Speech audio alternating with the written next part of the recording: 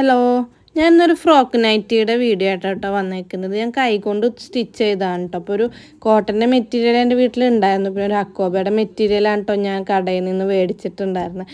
ഒരു യൂട്യൂബിലൊരു വീഡിയോ കണ്ടിട്ടുണ്ടായിരുന്നു കേട്ടോ ഈ ഫ്രോക്ക് നൈറ്റി. അത് മെഷീനിൽ തയ്ച്ചതാണ്. അപ്പോൾ അതെനിക്കൊന്ന് കൈകൊണ്ട് തയ്ച്ചാൽ എങ്ങനെ ഇരിക്കുന്നൊന്ന് അറിയാൻ വേണ്ടിയിട്ടാട്ടോ. കാരണം എനിക്ക് മെഷീനിൽ അടിക്കാൻ അറിയില്ല. അതുകൊണ്ടാണ് കേട്ടോ ഞാൻ കൈകൊണ്ട് തുന്നാന്ന് വിചാരിച്ചത്. ഞാൻ ഒരു 12 കൊല്ലം മുമ്പ് തയ്യൽ പഠിക്കാൻ പോയിട്ടുണ്ടായിരുന്നു കേട്ടോ. ഞാൻ ഫുള്ളായിട്ടൊന്നും പഠിച്ചിട്ടുണ്ടായിരുന്നില്ല. ചുരിദാറിൻ്റെ ടോപ്പ് വരെയൊക്കെ പഠിച്ചിട്ടുണ്ടാവും, മാത്രമേ പഠിച്ചിട്ടുള്ളായിരുന്നു.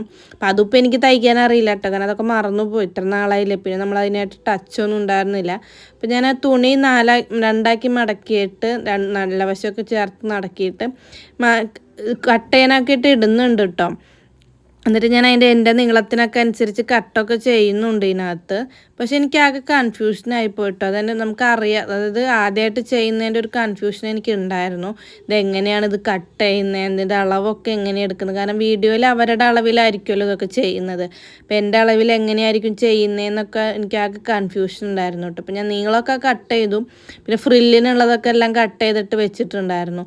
ഇത് ഫ്രില്ലിനൊക്കെ ഞാൻ കട്ട് ചെയ്ത് വെച്ചിട്ടുണ്ടായിരുന്നു. പക്ഷേ എനിക്ക് ഇതിൻ്റെ ബാലൻസ് സാധനങ്ങളൊക്കെ, അതായത് കൈയുടെ അളവും പിന്നെ അതുപോലെ തന്നെ കൈക്കൂഴി അങ്ങനെയൊക്കെ ഉണ്ടല്ലോ, അതൊക്കെ എനിക്ക് ഭയങ്കര കൺഫ്യൂഷനായിട്ട്. അപ്പം ഞാൻ വീട്ടിൽ അച്ഛനോട് അച്ഛൻ ചോദിച്ചാൽ മതി. എൻ്റെ അച്ഛന് ടൈലറാട്ടോ. ഞാൻ എന്നിട്ട് അടുത്ത വീട്ടിലൊരു ചേച്ചിയോട് ചോദിച്ചായിരുന്നു ഇതെങ്ങനെ ചെയ്യണം. അപ്പോൾ ആ ചേച്ചി എനിക്ക് വെട്ടണ്ടൊക്കെ പറഞ്ഞു. ആ ചേച്ചിനെ വെട്ടി തന്നു കേട്ടോ, കാണിച്ചു തന്നായിരുന്നു. ആദ്യമായിട്ടല്ലേ. കോളറൊക്കെ ഞാൻ തന്നെയാട്ടോ വെട്ടിയിട്ടുണ്ടായിരുന്നു. അതിൽ ഒരളവനുസരിച്ചിട്ട് ഞാൻ കൈ കൊണ്ട് തുന്നുന്നുണ്ട്. അത് ഞാനൊരു രാത്രി ഒരു വൈകുന്നേരം തുടങ്ങി, പിന്നെ കട്ട് ചെയ്ത് ആ ചേച്ചി കട്ട് ചെയ്ത് പിന്നെ ഒരു രാത്രി ഞാൻ ഫുള്ളാന്നില്ല, ഒരു 12 മണിയൊക്കെ വരെ ഇരുന്നായിരുന്നു കേട്ടോ തയ്ക്കാനായിട്ട്. കാരണം നമ്മൾ കൈ കൊണ്ട് തയ്ക്കുന്നതുകൊണ്ട് തന്നെ നമ്മൾ ശ്രദ്ധിച്ച് തയ്ക്കും വേണം. അതായത് ഒരു സ്റ്റിച്ച് പോരല്ലോ, കാരണം അത് പെട്ടെന്ന് അത് പൊട്ടിപ്പോകാണ്ടിരിക്കാൻ ഞാൻ 2 സ്റ്റിച്ചൊക്കെ ചെയ്തിട്ടുണ്ടായിരുന്നു. അപ്പം അതിന് ഇത്തിരി ടൈം എടുത്തിട്ടുണ്ടായിരുന്നു. അതുകൊണ്ടാണ് ഇത്ര ടൈം. ഇപ്പം മെഷീനിലൊക്കെ തയ്ക്കാനായി പെട്ടെന്ന് തീരും കേട്ടോ. എനിക്ക് മെഷീനിൽ തയ്ക്കാനായിട്ടേ മോട്ടറൊക്കെ ഉള്ള മെഷീനാകുമ്പോൾ അതും എനിക്ക് തയ്ക്കാൻ അറിയില്ല. പിന്നെ അതല്ലാതെ ഇപ്പോൾ കുറേ നാളായില്ലേ മെഷീനൊക്കെ തയ്ച്ചിട്ടൊക്കെ. അപ്പോൾ എനിക്ക് കൺഫ്യൂഷനൊക്കെ ഉണ്ട്. അതുകൊണ്ട് ഞാൻ ഒന്നും ചെയ്തില്ല. ഞാൻ നെക്ക് ഉള്ളതാണ് കേട്ടോ ചെയ്തേക്കുന്നത്. അപ്പോൾ അതിൽ ഞാൻ കറക്റ്റായിട്ടൊക്കെ വെച്ച് തുന്നണത് എനിക്കൊരു ഐഡിയ കിട്ടിയായിരുന്നു കേട്ടോ. കാരണം നമ്മളിപ്പോൾ കൈ കൊണ്ട് തുന്നുമ്പോൾ നമുക്കൊരു ഐഡിയ കിട്ടുമല്ലോ. പിന്നെ അപ്പോൾ നമുക്ക് അങ്ങനെ ചെയ്ത് പഠിച്ചിട്ട് മെഷീനിലേക്ക് ചെയ്യാമെന്ന് കേട്ടോ ഞാൻ വിചാരിച്ചിട്ടുണ്ടായിരുന്നത്.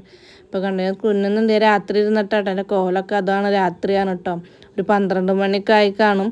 അപ്പോൾ ആ സമയത്ത് മോനെ ഉറക്കിയതിന് ശേഷമൊക്കെ കേട്ടോ ഞാൻ അതൊക്കെ ചെയ്യാനായിട്ടിരുന്നത്.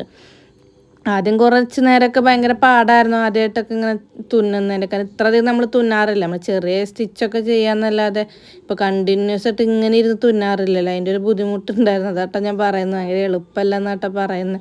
ഇത് ബാക്കൊക്കെ തുന്നിയിട്ട് ഞാൻ കഴുത്തൊക്കെ ഞാനെല്ലാം ഈ മെഷീനിൽ തയ്ക്കുന്ന എങ്ങനെയാണോ അതേപോലെ തന്നെയാണ് കേട്ടോ. ബാക്ക് കഴുത്തിൻ്റെ എല്ലാം വെട്ടിയിട്ടൊക്കെ തന്നെയാണ് കേട്ടോ. എക്സ്ട്രാ അതൊക്കെ വെച്ചിട്ട് തന്നെയാണ് കേട്ടോ തുന്നുന്നുണ്ട്. ബാക്ക് കഴുത്തൊക്കെ ഞാൻ കറക്റ്റായിട്ട് തുന്നിയിട്ടുണ്ട്. പിന്നെ ഇരുന്നിട്ട് പിന്നെ സൈഡൊക്കെ തുന്നിയാണ്. പിന്നെ കഴുത്തൊക്കെ ഇങ്ങനെ കറക്റ്റ് ഇങ്ങനെ വരണമല്ലോ മടക്കി അടിക്കാനൊക്കെ ആയിട്ട്. ആ ഒരു ടൈമൊക്കെ എടുത്തിട്ടുണ്ടായിരുന്നു. അതുകൊണ്ടാണ് ഇത്രയും ടൈം എടുത്തത്.